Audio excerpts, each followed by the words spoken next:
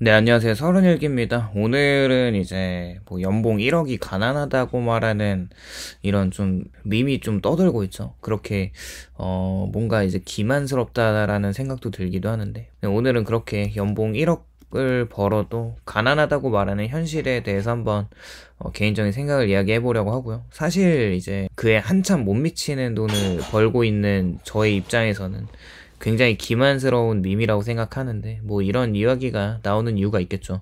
일단은 연봉 1억이라고 하면 뭐 과거에는 성공한 운동선수나 성공한 사업가나 대기업의 뭐 임원 등 그런 성공의 상징이기도 했던 액수였던 것 같은데, 그런 과거를 생각해 보면 어느 기업에서든 연봉 1억이라는 숫자는 상위 몇 퍼센트에 속하는 고소득층의 기준점처럼 여겨졌고, 취업준비생들은 그 숫자를 꿈꾸면서 밤을 새우기도 했죠. 그런데 2020년대를 지나서 2025년 현재 연봉 1억을 벌어도 가난하다는 말은 어쩌면 뭐 상황에 따라서 그럴 수도 있겠구나 라는 생각도 좀 하는데, 오히려 많은 중산층 직장인들의 체감적인 진실로 뭔가 받아들여지고 있는 사람들이 있다면 왜 이런 현상이 일어났을까라고 생각해 봤을 때, 단순히 물가가 올랐다는 말로는 설명할 수 없는 구조적인 이유도 분명히 숨겨져 있는 것 같습니다. 그게 이제 경제적인 구조나 세금 체계나 부동산 시장을 보고, 또 사회적인 비교 심리나 그리고 이런 심리적 요인들이 복합적으로 얽힌 결과인 것 같고요. 항상 일단 돈 얘기를 하면 꾸준히 나오는 이야기가 실제 소득의 하락입니다. 숫자가 이제 커졌지만 체감은 작아지는 거고, 연봉 1억이라는 금액은 명목 소득이 1억이라 해도 실제로 손에 쥐는 실질 소득은 세금과 4대 보험료와 각종 공제 항목을 제하면 실수령액이 약 7,500만 원 수준인데, 월급으로 환산하면 약 650만 원 정도이고, 여기에 뭐 주거비나 식비나 교통비나 자녀 교육비나 부모 부양비 등을 고려하면 남는 돈이 거의 없습니다. 뭐 일단 1인 가구가 아니라 가정을 이루고 보통 4인 가구, 그리고 그 정도 연봉이면 부모님을 부양해야 하는 나이일 테니까 외벌이라고 했을 때 어쩔 수 없이 부족한 금액이라고 생각을 해보면, 2025년 현재 한국의 평균 전세보증금이나 월세 수준은 10년 전과 비교했을 때 두세 배 이상 상승했고, 서울 주요 지역은 전세금이 10억을 훌쩍 넘기고 월세는 200에서 300만 원이 기본입니다. 그렇게 연봉 1억은 과거의 부자 기준이 아니라고 주장하는 것은 어느 정도 이해는 되고요. 일단 연봉 1억을 버는 사람은 소득세 최고세율 구간에는 속하지 않지만 누진세 구조상 실질 세부담이 상당히 큽니다. 소득세나 지방세나 국민연금, 건강보험, 뭐 장기요양보험이나 고용보험 등 각종 공제액이 급여에서 자동으로 빠져나가고요. 특히 건강보험료는 소득 대비 부담률이 꾸준히 계속 상승하고 있고, 연봉이 일정 수준 이상이면 건강보험료의 누진적 부담이 더 크게 작용합니다. 여기에 부동산을 보유하면 재산세까지 합쳐졌을 때 종합부동산세가 뒤따르고, 결국 연봉 1억이라고 해도 실질적으로 체감하는 세후 가처분 소득은 훨씬 적어집니다. 그리고 공공서비스의 질이 세금 부담에 비해서 크게 또 체감되지 않기 때문에 사람들은 열심히 일해서 이제 국가에 다 내는 기분이라는 불만을 품죠.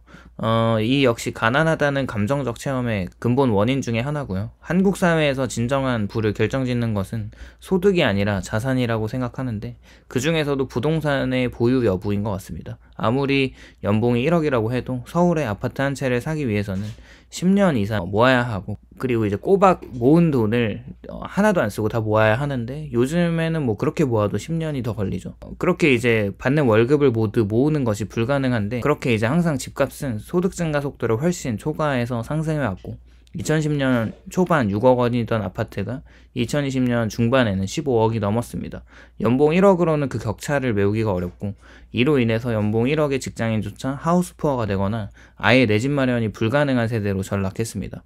부동산을 가진 세대와 가지지 못한 세대의 자산 격차는 점점 벌어지고, 소득만으로는 이를 따라잡을 수 없죠. 결과적으로 노력 대비 보상 불균형이 커지면서 나는 가난하다는 심리적 피로감이 심화됩니다. 물론 개인적인 생각은 굳이 서울에 그렇게 힘들게 집을 살 필요가 있을까라는 생각을 해보고 있기도 하고요. 또 현대 사회에서 생활의 기본 수준이 과거보다 높아졌고 단순히 먹고 사는 문제가 아니라 의료나 교육이나 통신, 여가 등 다양한 영역의 지출이 필수로 자리 잡았습니다. 스마트폰 요금이나 넷플릭스나 디즈니 플러스 같은 구독 서비스나 차량 유지비, 또 자녀 학원비나 직장 생활에 필요한 외식과 회식 등은 선택이 아니라 사회적 의무 지출처럼 작동하고 있고, 자녀가 있는 경우 4인 가구의 경우 사교육비만으로 월 100만원에서 200만원이 쉽게 나가고, 여기에 맞벌이라면 육아도우미나 어린이집이나 학원 차량비 등 추가 지출이 따릅니다. 서울에서 직장인이 평균적인 생활을 유지하려면 최소 월 7에서 800만원 정도가 필요하다는 조사 결과도 있고요. 즉 연봉 1억 원은 단지 평범한 삶을 유지하는 최소한의 조건일 뿐이라는 생각이 드는 것 같습니다. 경제학자인 리처드 이스털리는 행복의 역설을 통해서 소득이 일정 수준 이상 올라가면 행복은 더 이상 증가하지 않는다고 말했고, 한국 사회는 이 현상이 극단적으로 나타나는 곳이라면 연봉 1억을 버는 사람은 전체 소득 상위 10%에 속하지만 자신보다 더 부유한 상위 1%와 비교하면서 박탈감을 느낍니다. SNS와 미디어는 이러한 비교를 더 극대화하고 있고, 인스타그램 속 명품이나 여행, 고급 식사 사진은 끊임없이 사람들의 인식 기준을 높이기도 합니다. 상대적으로 비교가 일상이 된 사회에서 연봉 1억은 더 이상 성공의 상징이 아닐 수도 있다는 생각을 하고요. 오히려 아직도 그 정도밖에 안 돼라는 인식이 팽배하고, 결국 소득이 절대적으로 적지 않아도 비교의 피로감이 사람을 가난하게 느끼는 것 같습니다.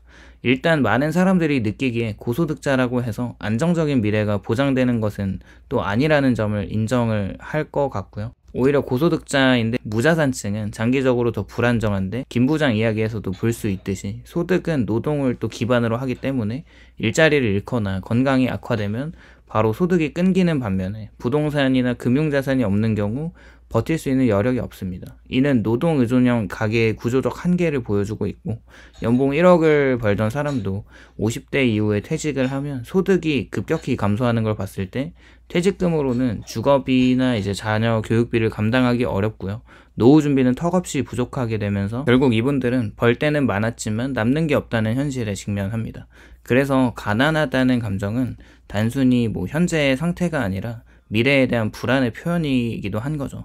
일단 고연봉자가 4인 기구에서 또 외벌이라면 자녀들을 교육시켜야 한다는 것이 뭔가 의무가 되었는데, 한국의 교육열이 세계적으로도 유명하지만 이 교육열은 단순히 자녀의 성공을 바라는 열정이 아니라 사회적인 생존을 위한 필수 경쟁으로 변질되면서 연봉 1억을 버는 부모라도 명문학군 지역의 사교육비나 생활비를 감당하기가 어렵습니다. 목동이나 강남 대치에서는 초등학생 한 명의 사교육비가 월 100만 원이면 저렴한 편이고, 둘째가 있다면 200~300만 원은 그냥 넘습니다. 교육비는 선택적 지출인 것처럼 보이지만 막상 결혼하고 아이를 또 낳으면 현실에서는 필수 지출로 여겨지는데 또 그렇게 지출을 하는데, 왜냐하면 좋은 대학을 또 가지 않으면 좋은 일자리를 얻기가 어렵고, 좋은 일자리를 얻지 못하면 계급 이동이 막히는 구조이기 때문에 부모의 연봉 1억은 자녀의 미래를 지키기 위한 사회적인 보험료처럼 쓰이고 있고, 교육비에 대한 많은 비판이 있지만 좀처럼 바뀌지 않는 게 현실이고, 이런 구조 속에서 부모는 끊임없이 돈을 써야 하고 결국 스스로를 가난하다고 느낄 수밖에 없죠. 그만큼 사교육비가 거의 집에 들어가는 돈보다 그 이상이 들어가는 경우도 있기 때문에 그렇게 중산층의 붕괴와 사회 구조의 양극화는 점점 가속화되는데, 과거 연봉 1억이면 명백하게 중상층이었던 것과 오늘날 중산층의 기준이 모호해졌습니다. 부동산 가격과 자산 격차가 벌어지면서 소득으로는 계층 이동이 불가능한 사회가 되었고요. 상위 1%는 부동산이나 금융자산이나 기업지분 등으로 부를 축적하고 나머지 99%는 월급으로만 생계를 유지하는데, 이때 연봉 1억이라는 숫자는 만약 자산이 없다면 상위층에 속하지도 하위층에 속하지도 못한 어중간한 위치의 상징이 됩니다. 즉 이분들은 가난하지는 않지만 부자도 아닌 사람들인 분들이 많고, 중산층의 생활 기준이 점점 비싸지고 사회적 기대치가 높아지면서 그들은 자신이 하층으로 미끄러지고 있다는 불안을 느낍니다. 바로 이 계층 추락의 공포가 연봉 1억도 가난하다는 인식을 낳는 거죠. 결론적으로 가난의 정의가 뭐가 달라진 시대를 살고 있는 것 같고요. 결국 연봉 1억을 벌어도 가난하다는 말은 단순한 불평이 아닌 것 같습니다. 그럼에도 연봉 1억을 거의 찍지 못하는 뭐 저 같은 사람은 이제 진짜 극도로 가난하다는 생각을 또 해보는, 굉장히 좀 기분이 안 좋아지는 이런 주제인데, 어쨌거나 그것은 시대의 구조적인 불균형에 대한 체감 보고인 것 같고, 돈의 절대량이 아니라 사회 구조 속에서 느끼는 상대적인 위치와 미래 불안과 삶의 질의 저하가 사람들에게 가난을 인식하게 만드는 것 같습니다. 물가 상승은 명목소득의 의미를 무력화시키고, 세금과 사회보험료는 실질 소득을 줄이고, 부동산 격차는 자산의 벽을 만들고, 사회적인 비교는 만족감을 앗아가고 있고, 노후 불안과 시간 빈곤의 삶의 여유를 없앱니다. 이 모든 요소가 결합된 결과 연봉 1억이라는 금액이 더 이상 부의 상징이 아니라 생존을 위한 최소 단위가 된 것 같습니다. 오늘은 이제 연봉 1억을 벌어도 가난하다고 말하는 이 뭔가 개인적인 생각을 또 이야기해봤고요. 저는 개인적으로 연봉 1억이면 뭐 상황에 따라서 다르겠지만 자신을 불안한 위치에서 이렇게 인식하는 거는 조금 그 밑에 있는 사람들이 너무 많다는 생각을 해봅니다. 오늘도 시청해주셔서 감사드리고, 공감이 되셨다면 좋아요와 구독을 부탁드립니다. 감사합니다.